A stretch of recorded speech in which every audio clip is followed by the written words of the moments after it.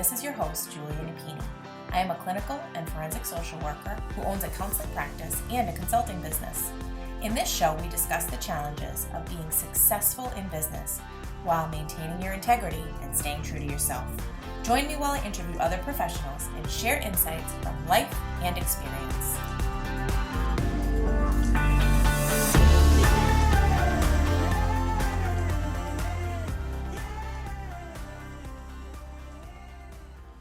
Let's talk about RingRx, our latest sponsor. RingRx is a high-quality, HIPAA-compliant telephone, text, and fax communications platform. They provide seamless, cost-effective communications for behavioral therapists, medical practices, hospitals, and other healthcare providers. RingRx is designed for modern healthcare environments. They offer customizable features like a phone app, automated patient outreach, voicemail, after-hours call routing, and top-quality desk phones. Try RingRx for free today at ringrx.com. And if you sign up using the code CLIMB, you'll get 15% off your monthly bill forever. Conditions apply. Hello and welcome to another episode of the Compassionate Climb podcast. I know that I say this all the time. I am always pumped with these episodes, but this is one today that is an interview I am thrilled to share with you all. So Don Gabriel is one of the people that I'm so grateful for all of these networks that we have formed as the people that do all the things. And she's someone that I definitely admire, and I'm looking forward to hearing more about her time today. Dawn, welcome to the show. Likewise, we're happy to have you. So introduce yourself for those of you that are living under a rock and don't know who you are. What do you do and what are you all about? All right. Well, my name's Dawn Gabriel. I live in Colorado. I'm a group practice owner for about over 8 years. I've been in the mental health field for almost 20, so try not to guess my age.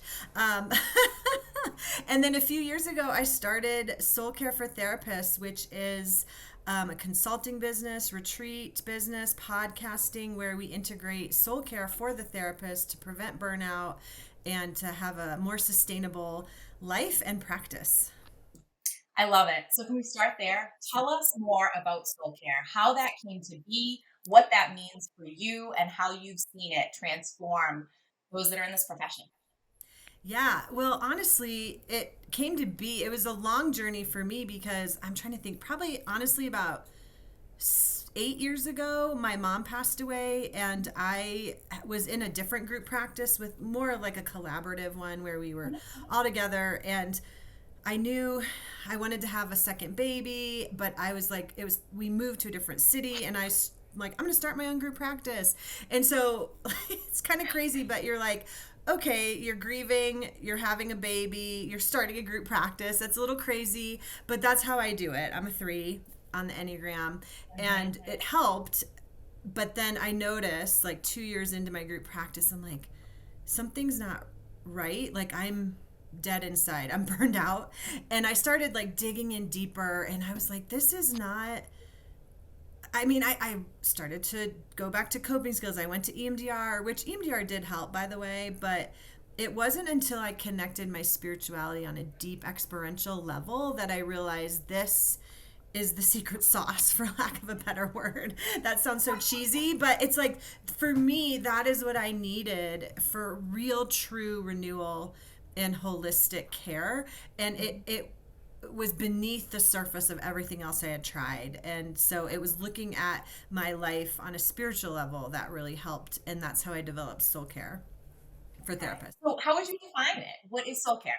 Yeah, so I would say soul care is looking holistically and intentionally positioning yourself to look at yourself holistically. It's deeper than self-care. We can all go get massages, we can all go get pedicures and work out and journal and even go to therapy. But unless we're really looking at value-centered care that engages our spiritual being, for me, I believe in God. I have a more of a Christian background, more liberal Christian, I would say.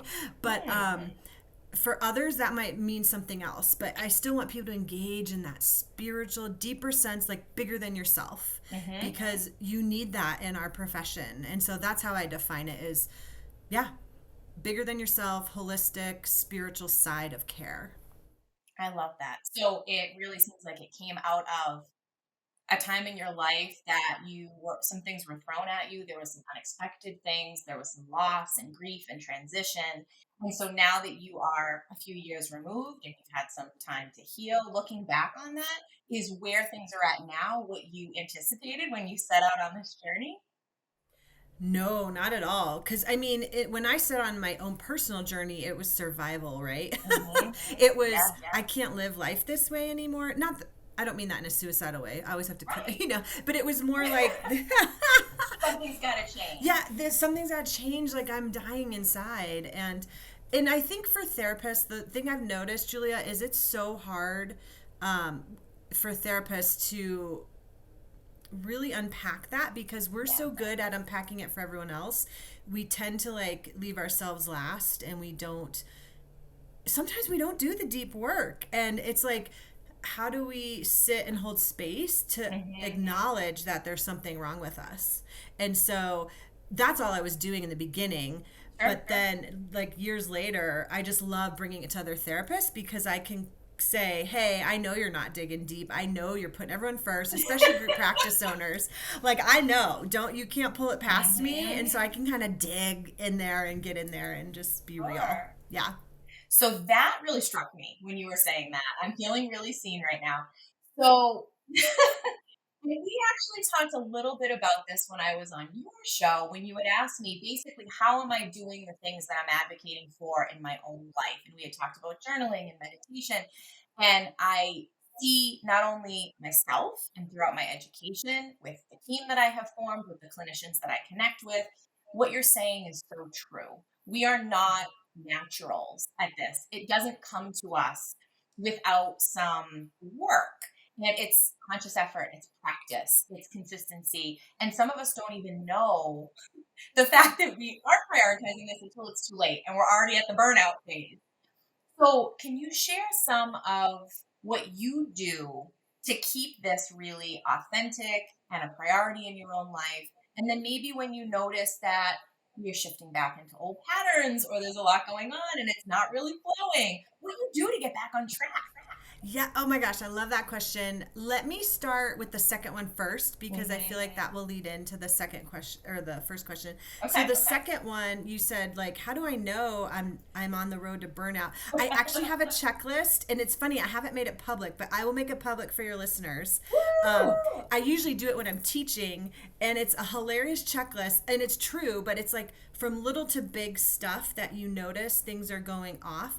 And so I usually joke and say, when I start obsessing on the pillows in my office not being right, or I start obsessing on how the chairs look in my office, like there is something wrong because I am micro freaking managing. And to me, that's a yellow flag. It's not a red flag. It's a yellow flag to notice something's off when you're obsessing over that.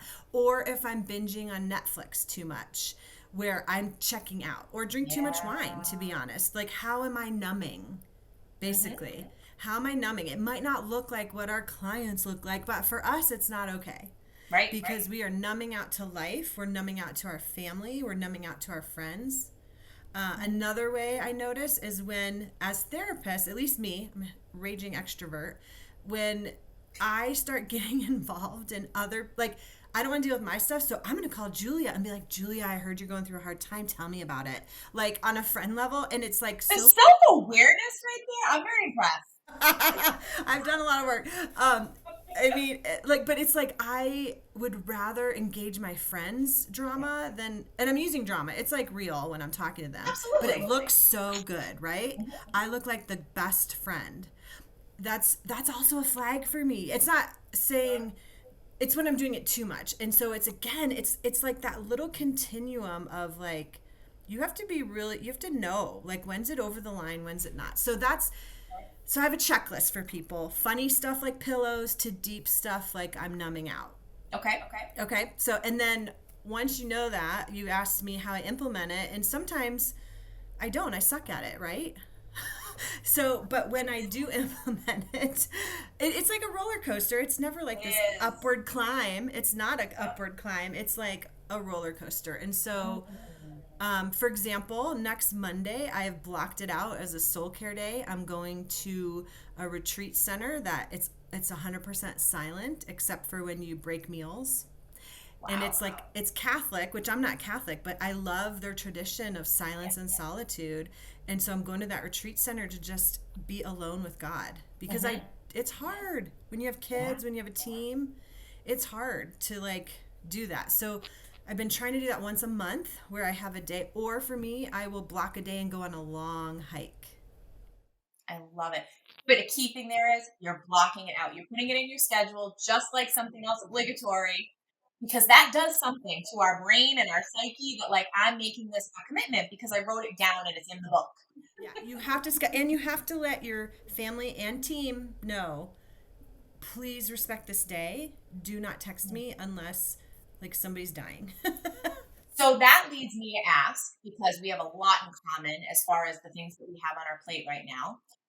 We are expected to show up in our families. We are expected to be a presence and available for our team. And so, as much as I know logically it's okay for us to step back, that is emotionally not an easy distinction to make. And things still need to get done. There are still things that could happen during that time. So, how do you handle that? Yeah, I think part of it is I had to learn. I actually learned this before I was a therapist. I was probably in grad school. I worked as a resident director, so I was living in the dorms with like 200 women, and I had a staff of RAs who were in charge. And I, my boss made me take a day off, and basically I had to really get comfortable with realizing I need to be needed. And that's a like a not You the a two wing? what? Yeah, my two wing.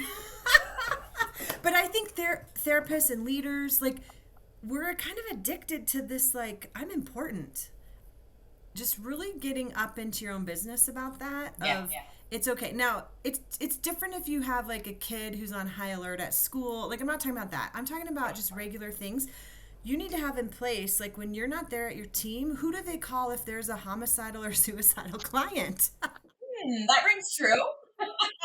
And so realizing there needs to be a better system in place where I'm not answering, or this person is gonna be in my place as clinical director Yeah. while I'm gone, and you're gonna do Okay. the best you can. Mm-hmm. So it's okay to identify those people to reach out to, whether it's your family, your team, or otherwise. Yeah, But beyond that, any tips for people who struggle with the mindset piece that it is okay to do it? Because it's so easy to advocate that other people do it, whether it's the members of our team. I'm great at advocating that they have schedules that are manageable and that they prioritize self care in their families. It's really hard when the light gets shined on us and we know we need to do it, but putting it into practice is hard. I would actually throw it back to you if I can and say, what do Please. you think that's about? Like, Yeah. what are you really saying to yourself about you are not allowed to take that time off? Yeah. Great question. So I was meeting with one of my clinicians for our check-in. She's independently licensed, so she doesn't require supervision, but I do a minimum of a once a month check-in with everyone. And I asked the same thing to her, and it's only fair that it should come back on me. And so this is great. So I think it's a lot of what you said around we become accustomed or familiar with this being the go to. I was that in my family. I've been that in my relationships. I've been that in my friendships. I've been that in jobs.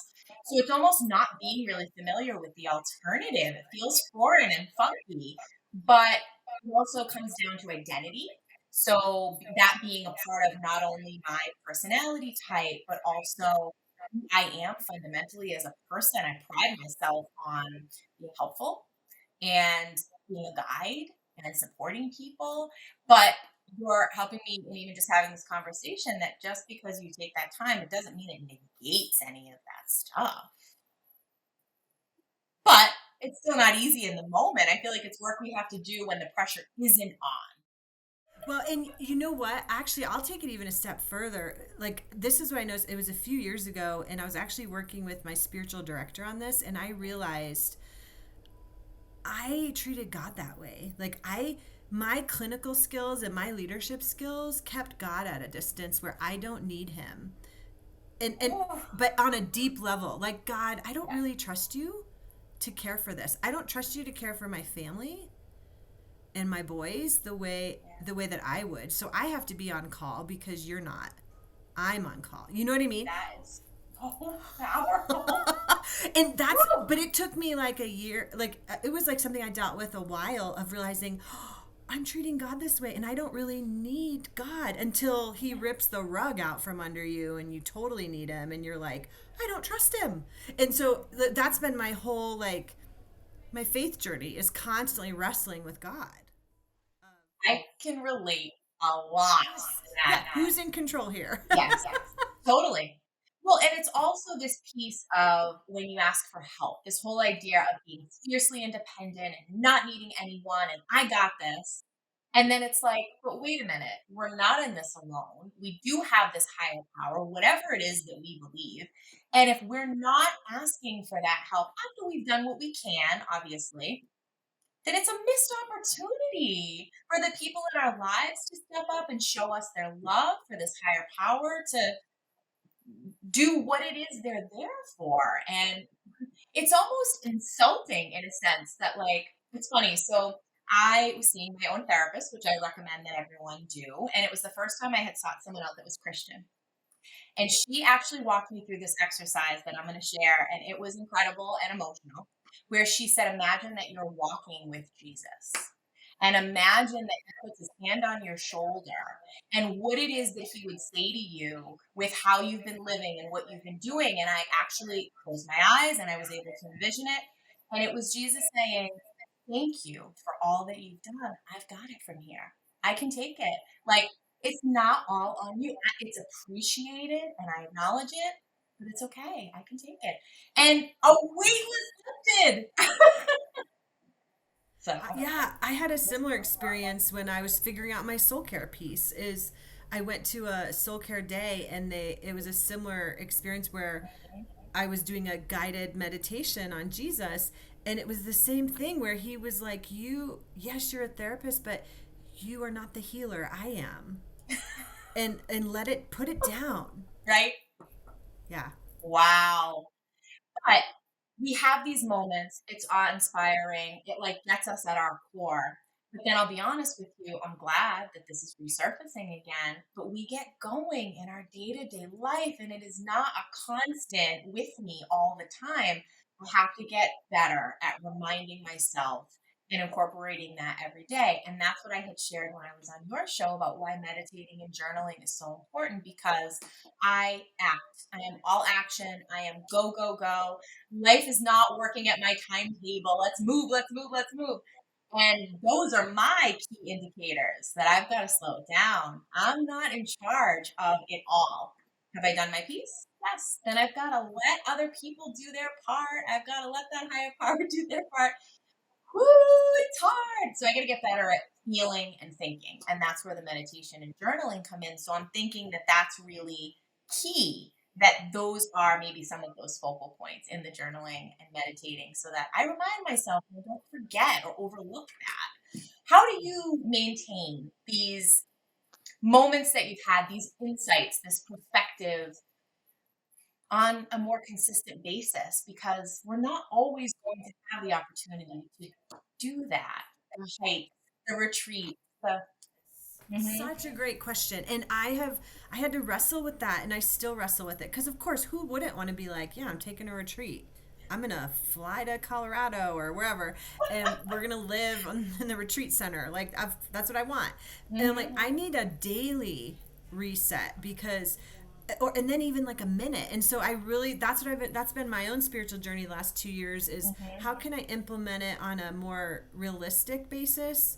And so just a couple things, and they're not profound, but they are for me. Like, one of my spiritual directors, we were talking, and she kind of gave me this vision of, sometimes she just like goes into another room, closes the door, takes a deep breath, and says, God, can I just breathe the air you're breathing right now?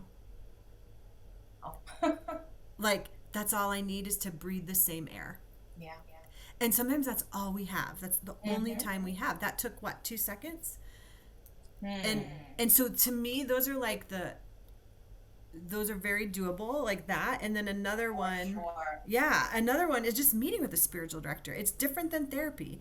And so I've been in a course for the last, well, I'm in my second year of being a spiritual director, and that's been instrumental because it's been a transformational process, not just educational.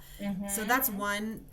And I'm still bad. I'm still bad at it sometimes. I don't like, I really don't like walk around all spiritual all the time. I really don't.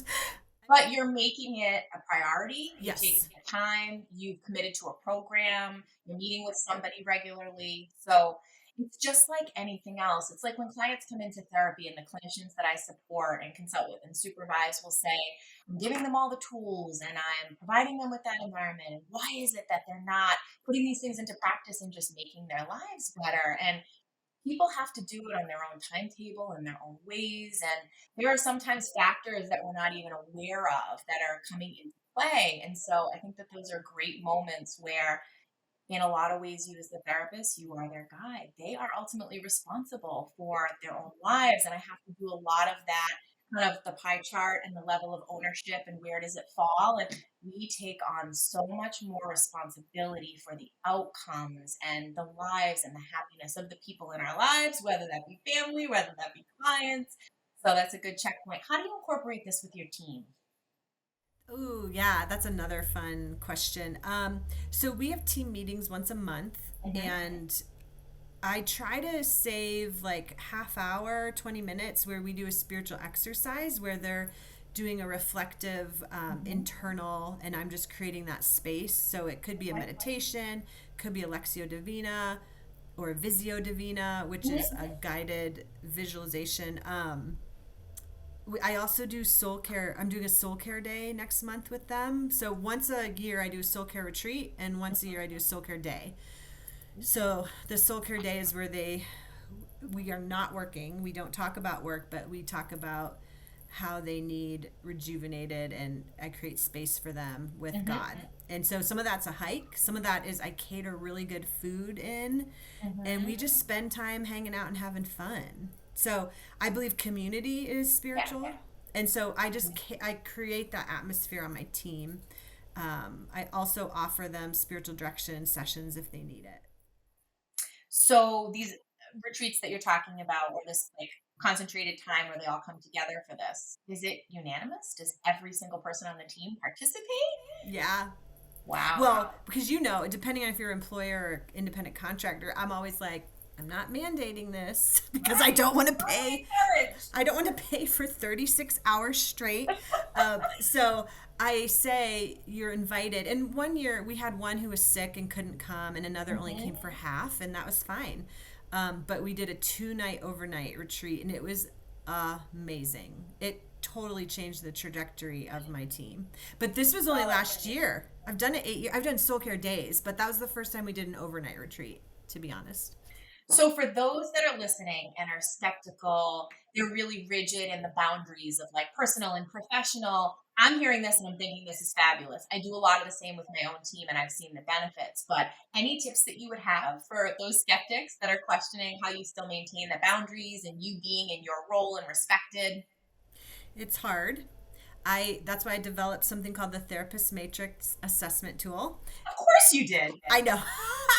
And that's actually, you can find that on my website. People can get that for free. But it basically helps you like look at all the stuff and know which hat you wear. But I think it's just part of it. When you're a group practice owner, you are going to have dual relationships and it's going to cross paths. Everyone's going to do it differently. Some people are more comfortable with it and some people aren't. Like I have plenty of consulting clients I have one who's like, nope, we are never friends. We don't go out for happy hour, nothing. And then I have others that are more like, oh, I'm totally in this gray area. I need help navigating. And so again, leaning on your community, you have to go with what is best for you and your leadership style, but also leaning in. You can still create team culture and have boundaries. I've had to learn that the hard way, and I've failed at times, but I feel like I'm a little more healthy now. Yeah. So anything that came out of those experiences that are different now that would be helpful for people to hear? Yeah, I would say when I first started out 8 years ago, I definitely was creating a community for me. It wasn't necessarily business. And I have moved more into business, and I have had to separate it a little bit, but I'm actually super close friends with 2 people on my team. And then the rest I'm friends with, but I'm still their boss. So I've had to like but it's okay. I'm still a caring boss. I'm still soul care. I've learned to just step into being more directly communicating, and I have to put my feelings aside sometimes. Yeah. And I have to create community for myself outside of my team. That was the problem. That's a really great point. Yeah. When I first started, I didn't know what I was doing 8 years ago. And so I was like, let's just all come together, be friends, and see clients together. And now I'm more like, I'm the boss. We can relate to that, right? I think the issue is when we become aware of what we were going for and we continue to do it anyways. You did it, it was well intentioned, you realized it, you made some shifts, and you've still found a way to do it that serves a purpose and is still authentically you and benefits your team. I'm also thinking when I work with consulting clients, especially those who we get them to solo practice and then they decide to expand. And we're considering what kind of team is it going to be? Are we going to be that we just come in, we do our work, we leave, or are we going to be more of, I don't like to use the word family because I know people have different feelings around that and there are family dynamics, but that idea of we are spending time together because we choose to, not because we're obligated. And so with that being said, I think one of the key pieces is with it being so easy to start your own practice these days, especially virtually, what is going to lead you to decide to be part of a team instead of go solo? And I think you've hit upon it. So what a great way to share how you differentiate your team when people are potentially coming on board or when you're guiding consulting clients. Would you agree? Oh, yeah. I have people like wanting to get on my team because they're so burned out by being by themselves. And my team sells it to them by saying, this is a great team culture. We focus on soul care. We focus on preventing burnout. Like, they can't get that outside of a team aspect by themselves unless they seek it out really intentionally. But it's an ongoing process, and I do it so we don't burn out. I also cap my team at 25 to 28 clients a week. Some people do 40 clients a week, and we don't do that. Like, so I'm very specific in what we do. So no, and I think it does. It's a selling point for my practice. For sure. Yeah. So with this Enneagram 3 that you are, I have to ask, what other projects you have going on? Not that you need any, but what's in the works? Well, I have a retreat coming up in April that people are welcome. They have to be a therapist to come on the retreat, but it's specifically designed so we can have all these types of conversations. I also have sacred space community groups that go every other week, and it's just a smaller version, and we do soul care and spiritual practices and consulting. We mix it up. Nice. But yeah, I do a lot of speaking engagements. I don't know. I do a lot of things. Woo! Well, that's how you got to keep it fresh. I mean, you'd get bored otherwise, right? My dream is to have like a training institute and retreat center where I'm like just literally hosting retreats and trainings to help people do their thing. But yeah.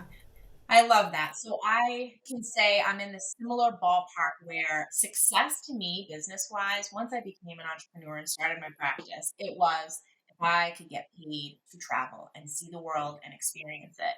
And so I'm getting close. I'm not quite there yet, but I'm the kind of person that I set my mind to something and I get there eventually, and it will happen in its own way. But yeah, so like similarly, like you want to take everything that you've done, create that space and kind of have it on repeat. You've got a good system. Oh, thank you. So awesome. So I really appreciate our conversation today. If people are not already following you or know how to get in touch, let them know what the best way to do that is, and we'll obviously include it in the show notes. Yeah, so I'm on Facebook and Instagram as Dawn Gabriel /soul care.